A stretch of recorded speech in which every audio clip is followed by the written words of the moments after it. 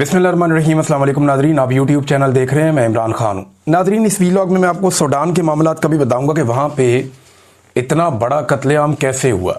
जो अनकन्फर्म्ड इतलात आ रही हैं उनके मुताबिक तो 1 लाख से ज़ायद आदमी मार दिया गया। ये इतनी बड़ी तादाद है और इतनी बड़ी नस्ल खुशी है कि इतना कत्लेआम तो गजा में नहीं हुआ। ये लोग ऐसे दावे क्यों कर रहे हैं और इस तरह की बातें क्यों की जा रही हैं, ये सारा कुछ मैं आपके सामने इस वीलॉग में रखूंगा। और ये सूडान में एक्चुअली लड़ाई हो किस काम के लिए रही है, इसके पीछे कौन है, ये भी आपको बताऊंगा। लेकिन सबसे पहले पाकिस्तान के अंदर कुछ जहां खबरें हैं वो मैं आप तक पहुंचाऊं। नंबर 1 ये है कि सुहेल अफरीदी और जुनैद अकबर के लिए खैबर पख्तूनख्वा उसमें पुलिस का कुछ छापा वापा रिपोर्ट हुआ पहले रात के वक्त। और खुर्रम दिशान साहब जो हाल ही में सेनेटर बने, उन्होंने इसके ऊपर एक ट्वीट किया जिससे काफ़ी थरथली मच गई थी। फौरी तौर पे लोग पहुंचे, जाकर उन्होंने रिपोर्ट किया कि वहां पे ऐसा कुछ नहीं है, सब कुछ अमनो अमान है। फिर बाद में पता चला कि पुलिस आई ज़रूर थी और उनके पास कुछ वारंट्स थे, और वो जुनैद अकबर और सुहेल अफरीदी। और फिर बाद में एक और खबर आई कि जनाब सुहेल अफरीदी वो ये वाला नहीं, कोई और सुहेल अफरीदी है। लेकिन ये जो भी है ना, ये सिलसिला शुरू हुआ था खैबर पख्तूनख्वा हाउस के ऊपर पुलिस के अटैक का, जब गंडापुर साहब वजीर आला खैबर पख्तूनख्वा थे। उससे पहले कभी किसी की जरूरत नहीं होती थी। मुझे अच्छी तरह याद है कि अगर कोई खैबर पख्तूनख्वा हाउस में या सिंध हाउस में चला जाता था तो इस्लामाबाद की पुलिस वहां पे अंदर दाखिल नहीं होती थी, पंजाब पुलिस दाखिल नहीं होती थी। वो उनकी अपनी सिक्योरिटी होती है, वो अपना बंदोबस्त करते हैं। तो ये कुछ चीज़ें जो हैं वो उसूल हुआ करते थे, लेकिन अब नहीं है। अगर गंडापुर साहब उस दिन बाहर निकलकर आईजी के सामने खड़े हो जाते और उसको दलेरी के साथ कहते कि आप पकड़ मुझे, तो शायद ये कभी सिलसिला शुरू ना होता। लेकिन जिस तरह वो छुपे रहे, उसके बाद वो पहाड़ क्रॉस करते रहे, उसके बाद ये वतीरा ही बन गया। मेरे ख्याल में सुहेल अफरीदी का तर्ज अमल डिफरेंट होगा। अगर वो कहीं खैबर पख्तूनख्वा हाउस में होता और वहां पे पुलिस उसके लिए जाती तो शायद उसका तर्ज अमल वो ना होता जो गंडापुर का था। लेकिन ये तो वक्त आने में पता चलेगा। अभी फिलहाल ये खबर आई और उसके बाद काफ़ी बेचैनी पैदा हुई, लेकिन फिर सोशल मीडिया के ऊपर चीज़ें आने से पता चला कि नहीं, मामला ऐसे नहीं है। नाज़रीन, दूसरी इंपॉर्टेंट बात जो है वो 27वीं आईनी तरमीम ही है। देखें, 2 चीज़ें हैं। ये नवंबर का महीना, एक तो आर्मी चीफ की एक्सटेंशन होगी, और आर्मी चीफ की एक्सटेंशन 2 साल की होगी, 3 साल की होगी या 5 साल की होगी, इसके बारे में अभी तक कोई क्लैरिटी नहीं है। चीज़ों को लंबा किया जा रहा है और तमाम सिक्योरिटी फोर्सेस के हेड बनने की ख्वाहिश है आर्मी चीफ की, जिसके लिए उन्हें एक नया ओहदा CDS का दिया जाएगा। और पसे पर्दा क्या चल रहा है इस पर कोई बात नहीं करता, कोई इसके ऊपर खबर नहीं देता। लेकिन जब भी कोई काम करती है पाकिस्तान की एस्टेब्लिशमेंट, पाकिस्तान में खास तौर पे गुज़िश्ता 4 सालों से, तो वो अपने आप को और अवाम को और लोगों को और हुकूमत को और अपने सारे साथियों को ये धोखा देते हैं कि बस ये आखिरी काम है, इसके बाद सब ठीक हो जाएगा। क्योंकि इन्हें हमेशा से जीतने की आदत पड़ी हुई थी पाकिस्तान की मिलिट्री एस्टेब्लिशमेंट को। इन्होंने कायदे आज़म के साथ लड़ाई की, ये जीत गए। इनका दाव लग गया, कायदे आज़म बहुत बुजुर्ग थे, सोशल मीडिया नहीं था, हालात वैसे नहीं थे। फातिमा जिन्ना से इन्होंने लड़ाई की, ये जीत गए, इनका दाव लग गया। लियाकत अली खान से जीत गए, शेख मुजीब से ये लोग तो जीत गए, लेकिन पाकिस्तान हार गया, 2 टुकड़े हो गया। जुल्फ़िकार अली भुट्टो से ये जीत गए, बेनज़ीर भुट्टो से ये जीत गए, बार बार नवाज शरीफ से जीतते रहे। तो इन्हें लगा ये इमरान खान से भी जीत जाएंगे, लेकिन दुनिया बहुत आगे निकल गई थी। अब पिछले 3.5-4 साल से ये अपने आप को भी धोखा दे रहे हैं और पाकिस्तान की आवाम को भी धोखा दे रहे हैं और अपने साथियों और सहूलतकारों को भी धोखा दे रहे हैं। यानी सबसे पहले इन्होंने धोखा दिया कि इमरान खान की हुकूमत गिरा लेना, फिर सब ठीक हो जाएगा। हुकूमत गिरा ली, कुछ भी ठीक नहीं हुआ, लोग बाहर आ गए। फिर कहा जी कि PDM की सरकार बना लें, सब ठीक हो जाएगा, फिर भी कोई ठीक नहीं हुआ। मीडिया को कंट्रोल कर लें, फिर भी कोई ठीक नहीं हुआ।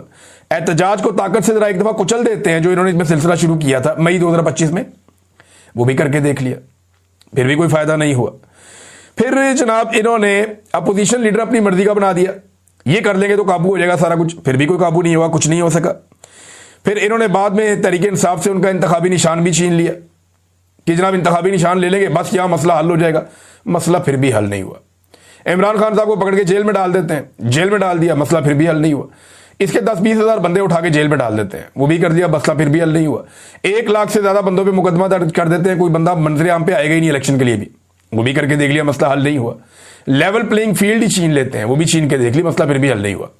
ये हर काम करते हुए यही सोचते रहे कि ये आखिरी काम है, ये करने के बाद हम सब ठीक कर लेंगे। एक बार राय बयान हम करवा लेते हैं, जबरी गुमशुदगियां करते हैं, उससे मसला ठीक हो जाएगा, फिर भी मसला ठीक नहीं हुआ। फिर 8 फरवरी को इन्होंने जाली फॉर्म 47 जारी कर दिया। धांधली करके कि अब तो मसला ठीक हो ही जाएगा, लेकिन फिर एक नया मसला शुरू हो गया।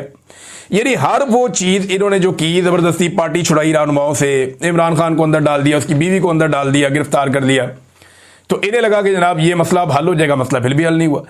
एक के बाद एक करके इन्होंने 300 मुकदमात इमरान खान के खिलाफ दर्ज किए और हर मुकदमे पे सोचते थे कि अब मसला हल हो जाएगा, लेकिन हुआ नहीं। मीडिया पे मुकम्मल तौर पे बंदी लगा दी गई, गोलियां चला दी, अवाम का कत्लेआम कर दिया, मसला फिर भी हल नहीं हुआ। 26वीं तरमीम इन्होंने कर ली, एमपीएस एमएनएस को, उनके घर की खवातीन को अगवा कर लिया, बच्चों पे टॉर्चर किया, बेशुमार खवातीन को जेलों में डाल दिया, सड़कों पे घसीटा, फिर भी इनका मसला हल नहीं हुआ। फिर इन्होंने सोचा कि ट्रंप को मना लेते हैं, मसला हल हो जाएगा। जाके ट्रंप को मना लिया, इनका मसला फिर भी हल नहीं हुआ।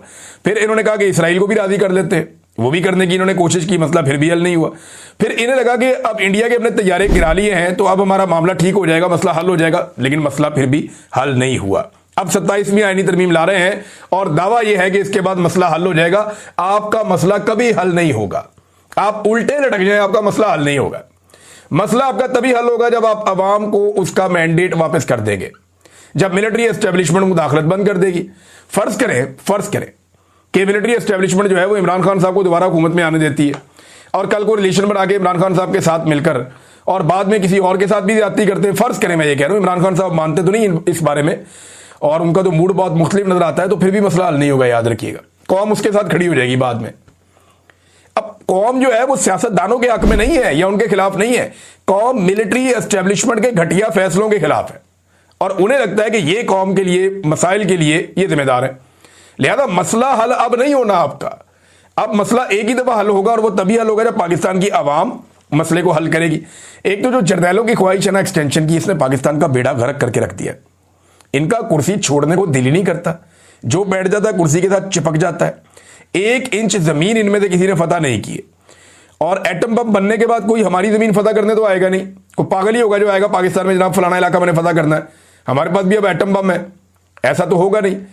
तो ये मेरे लिए बड़ी हैरत की बात है कि कोई फतूहात नहीं है, कश्मीर हमारा वैसे ही मकबूजा है, भारत ने हमारा पानी रोका हुआ है लगातार, इसके बावजूद कुर्सी से जो चिपक जाता है वो उतरता ही नहीं है।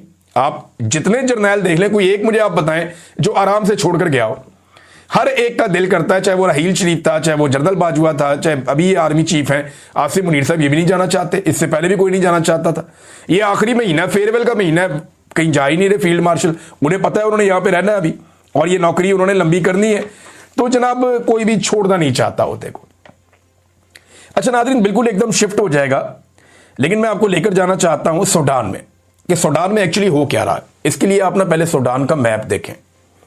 ये रेड सी के एक तरफ सूडान है, अगर आप सूडान का मैप